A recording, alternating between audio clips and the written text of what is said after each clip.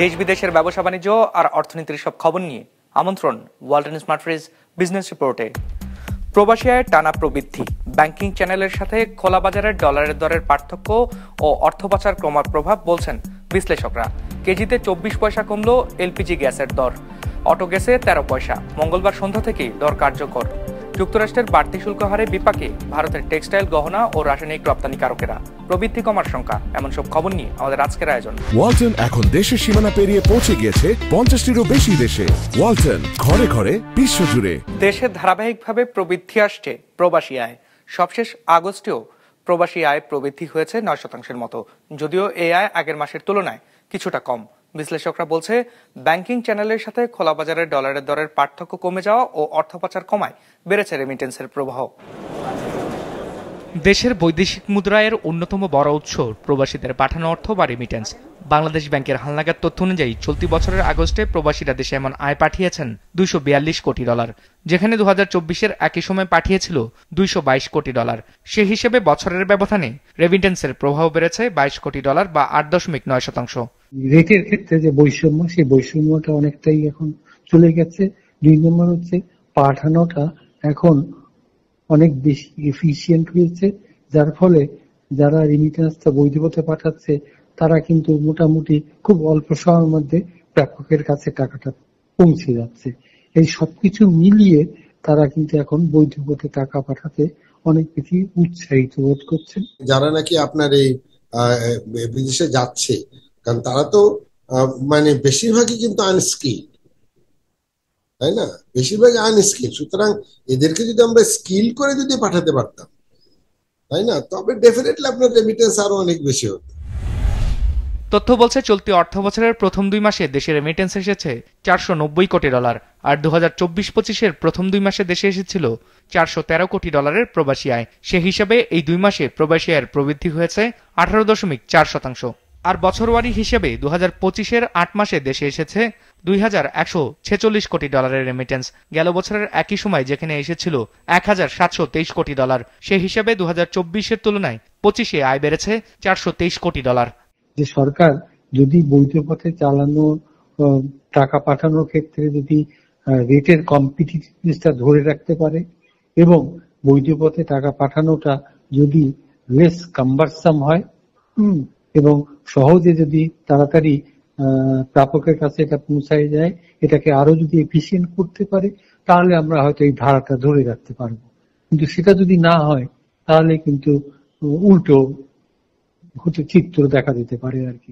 ধারাটা ধরে রাখতে চাইলে কতগুলো বিষয়, যে আপনার সরকার যে ইনসেন্টিভ গুলো দিচ্ছে এগুলো তো ধরে রাখতে হবেই, প্লাস আমাদের দেশে যে এখন একটা মানে আপাতত একটা তো স্থিতিশীলতা আমরা দেখতে পাচ্ছি এক ধরনের, এটা যেমনই, তাই না?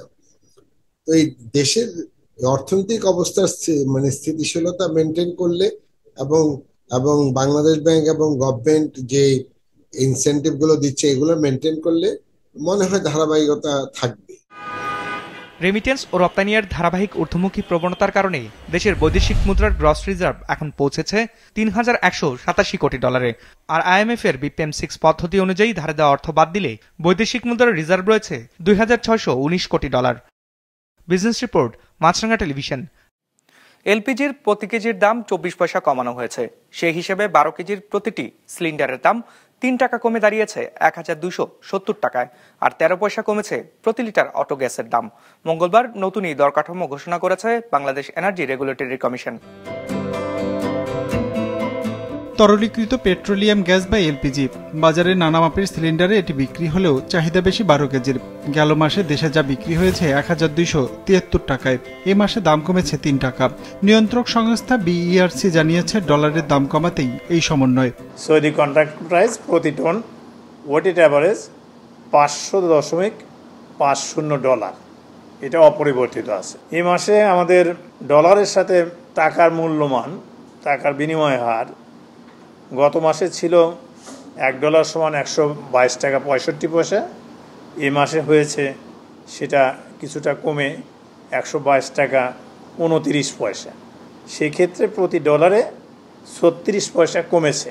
এই সার্বিক বিবেচনায় সেপ্টেম্বর মাসে আমাদের এলপিজির 12 কেজি সিলিন্ডারের মূল্য সেটা দাঁড়িয়েছে 1270 টাকা। বিইআরসি ঘোষিত বেসরকারি এলপিজির নতুন দর অনুযায়ী 5.5 কেজি সিলিন্ডার বিক্রি হবে 582 টাকায়। 1588 টাকা নির্ধারণ করা হয়েছে 15 কেজি সিলিন্ডারের সর্বোচ্চ দাম। 2647 টাকা গুনতে হবে 25 কেজির জন্য। আর হোটেল রেস্টুরেন্টে বেশি ব্যবহার হওয়া 45 কেজি সিলিন্ডারের দাম হবে 4764 টাকা। আর অটো গ্যাসের দাম 58 টাকা 28 পয়সা থেকে কমিয়ে 58 টাকা 15 পয়সা করা হয়েছে। প্রতি কেজি এলপিজির মূল্য আগস্টে, যেটা আমরা যদি কেজি ভাবে চিন্তা করি, সেটা আগস্টে ছিল 106 টাকা 11 পয়সা। সেপ্টেম্বরে সেটা কিছুটা কমে দাঁড়িয়েছে 105 টাকা 87 পয়সা। দ্যাট মিনস প্রতি কেজিতে 24 পয়সা কমেছে। প্রতি লিটার অটো গ্যাস আগস্ট মাসে ছিল 58 টাকা 28 পয়সা, সেটা সেপ্টেম্বরে এসে কমে 58 টাকা 15 পয়সা হয়েছে। মানে প্রতি লিটারে অটো গ্যাসে 13 পয়সা কমেছে। মঙ্গলবার সন্ধ্যা 6টা থেকে এই নতুন দর কার্যকর হয়েছে। আর আমদানি করে আনা হয় না বলে সরকারি এলপিজির দাম অপরিবর্তিত আছে। সন্ধ্যা 6টা থেকে। রঞ্জিবুল মিজান, বিজনেস রিপোর্ট, মাছরাঙা টেলিভিশন। ভারতের ওপর যুক্তরাষ্ট্রের আরোপিত বাড়তি 50% শুল্কের কারণে বিপাকে পড়েছে দেশটির টেক্সটাইল, গহনা এবং রাসায়নিক দ্রব্য রপ্তানিকারকরা।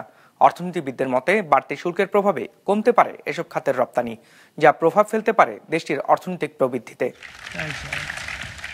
যুক্তরাষ্ট্রের আরোপ করা 50% শুল্কের কারণে ক্ষতির মুখে পড়েছে ভারতীয় টেক্সটাইল শিল্প।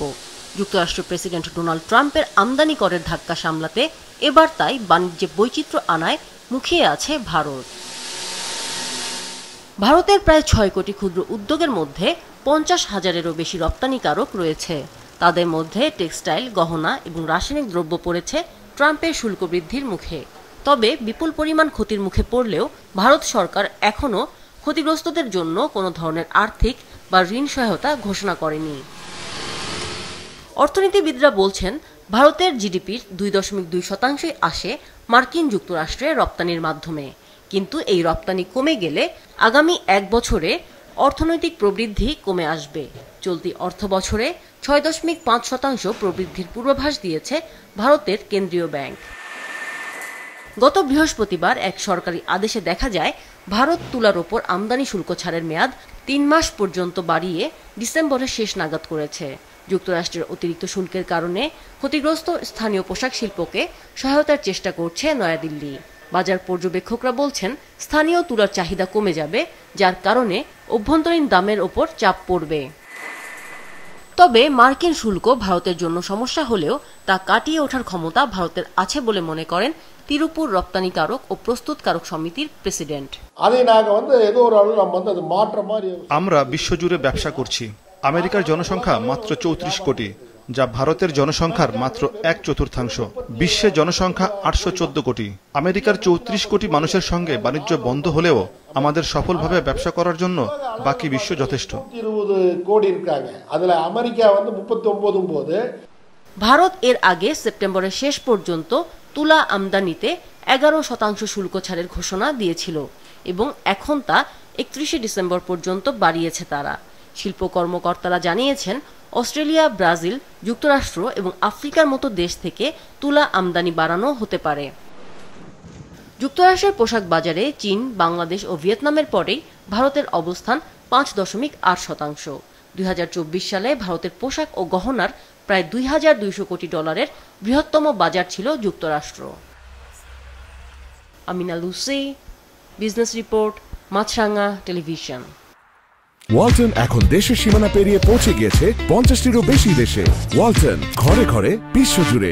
পারিবারিক ব্যবসায় নেতৃত্ব নির্বাচনে দক্ষতায় জোর দেওয়া জরুরি বলে মনে করেন ব্যবসায়ীরা। মঙ্গলবার রাজধানীর গুলশানে এমসিসিআই কার্যালয়ে এক সেমিনারে তারা বলেন, পারিবারিক মূল্যবোধ, অভিজ্ঞতা ও সুশৃঙ্খল ব্যবস্থাপনায় ব্যবসা গড়ে ওঠে।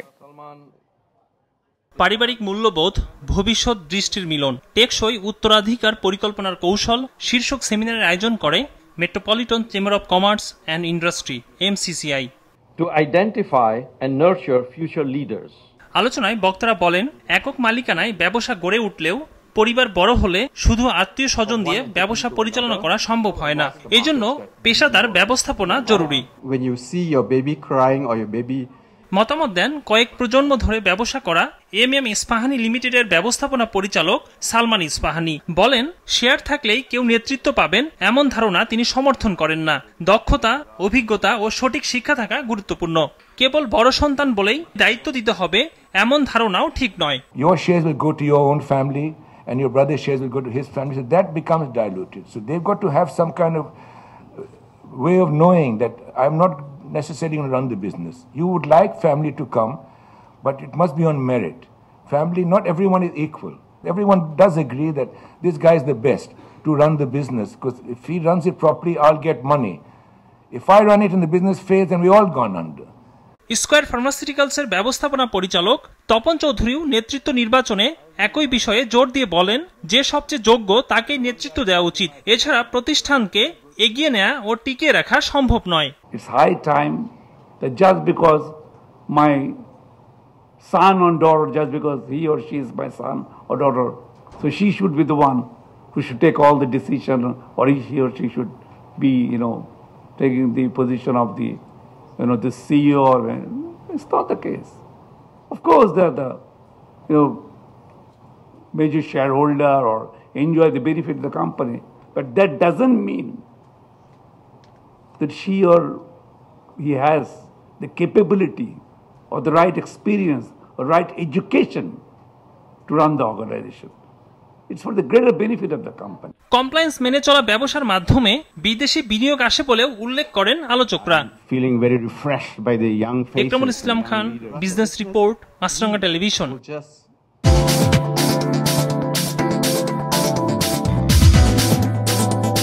ইতিবাচক ধারায় শেষ হয়েছে ঢাকার শেয়ার বাজারের লেনদেন। সার্বিক সূচক DSX 37 পয়েন্ট বেড়ে দাঁড়িয়েছে 5620-এ। হাতবদল হয়েছে 1278 কোটি টাকার শেয়ারের মালিকানা। লেনদেনে অংশ নেওয়া প্রতিষ্ঠানগুলোর মধ্যে দর বেড়েছে 220টির, কমেছে 131টির, আর অপরিবর্তিত আছে 47টির দর। এবার বাজার নিয়ে বিশ্লেষণ শুনবো সিটি ব্যাংক ক্যাপিটালের। ঢাকা স্টক এক্সচেঞ্জের সার্বিক সূচক DSX ইন্ডেক্স গত দিনের চেয়ে 37 পয়েন্ট বেড়ে গিয়ে 5620-এ এসে অবস্থান করছে। আজ দিনের শুরুতে মার্কেট ঊর্ধ্বগতি নিয়ে তার লেনদেন শুরু করে।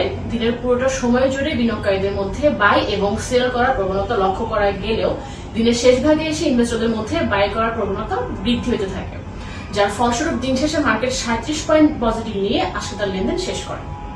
আজ মার্কেটে লেনদেনরত কোম্পানিগুলোর মধ্যে শেয়ারমূল্য বেড়েছে 220টি, কমেছে 131টি এবং অপরিবর্তিত ছিল 47টি কোম্পানির শেয়ার মূল্য। আজ মার্কেটে টোটাল টার্নওভার ছিল 1278 কোটি টাকা। মার্কেটে গত সপ্তাহের এভারেজ টার্নওভার ছিল 1146 কোটি টাকা এবং চলতি সপ্তাহের 3 দিনের এভারেজ টার্নওভার ছিল 1251 কোটি টাকার মতো। আজকে সবচেয়ে বেশি লেনদেন হয়েছে সিটি ব্যাংকের। আজকে এদের প্রায় 45 কোটি টাকার মতো লেনদেন হয়েছে এবং দ্বিতীয় ছিল লাভেলো। ইন্ডেক্স বাড়ার জন্য আজ বেশি কন্ট্রিবিউশন রেখেছে গ্রামীণ ফোন। গেইনার লিস্টে প্রথমে পাচ্ছি মিরাকল ইন্ডাস্ট্রিজ লিমিটেড এবং দ্বিতীয় ছিল ইনটেক লিমিটেড। বান্দরবানে বেড়েছে পর্যটকদের আনাগোনা। মূলত বর্ষা মৌসুম হয় স্বরূপে ফিরেছে ছোট বড় অনেক ঝর্ণা, যা দেখতে গিয়ে ঘটছে ভয়ানক দুর্ঘটনা এবং প্রাণহানি।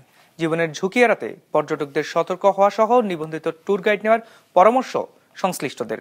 বান্দরবান জেলা রিপোর্টার কৌশিক দাসের পাঠানো তথ্যছবিতে ডেস্ক রিপোর্ট। মেঘ, পাহাড়ের লুকোচুরি আর সবুজ প্রকৃতি। বর্ষায় বান্দরবান জেলা সদর শহর রুমা, থানচি, রোয়াংছড়ি, আলীকদম ও নাইখংছড়ি উপজেলার দুর্গম পাহাড়ের ভাঁজে ভাঁজে ছোট বড় অসংখ্য ঝর্ণা। এই অপরূপ সৌন্দর্য উপভোগ করতে ভিড় করছেন পর্যটকরা। এই ঝর্ণাগুলো যে আছে এগুলো এত সুন্দর, এগুলা মানুষ আসলে না জেনেই বাইরে যায়। অনেক ভালো লাগতেছে, অনেক সুন্দর লাগতেছে, পরিবেশটা অনেক সুন্দর। তবে এমন সুন্দরের আড়ালে লুকিয়ে আছে ভয়ঙ্কর বিপদও। গত 11 জুন আলীকদম উপজেলার তৈনখাল পার হওয়ার সময় 3 পর্যটক নিখোঁজ হন। পরে উদ্ধার হয় 2 জনের মরদেহ। 17 জুন নাইখংছড়িতে নিহত হন এক শিক্ষার্থী, তারও মরদেহ উদ্ধার করা হয়। এসব অনাকাঙ্ক্ষিত ঘটনার জন্য পর্যটকদের অসতর্কতা ও নিবন্ধিত ট্যুর গাইড না নেওয়াকে দায়ী করছেন পর্যটন সংশ্লিষ্টরা। পর্যটকদের নিরাপত্তার জন্য আমাদের অ্যাসোসিয়েশনের পক্ষ থেকে সর্বোচ্চ সহযোগিতা আমরা করে থাকছি। আমাদের অনুরোধ পর্যটকরা যাতে ঝুঁকিপূর্ণ পর্যটন স্পটগুলো না যায় আমাদের পরামর্শ নিয়ে, প্রশাসনের পরামর্শ নিয়ে এবং আমাদের নিবন্ধিত গাইড নিয়ে তাদের ঝুঁকিপূর্ণ পর্যটন স্পটগুলো ভ্রমণ থাকে। আমি পরামর্শ দিব তারা যাতে আগে আবহাওয়ার পূর্বাভাসটা তারা দেখে যান এবং দক্ষ স্থানীয় ট্যুর গাইডদের মাধ্যমে তারা যাতে ভ্রমণ করেন।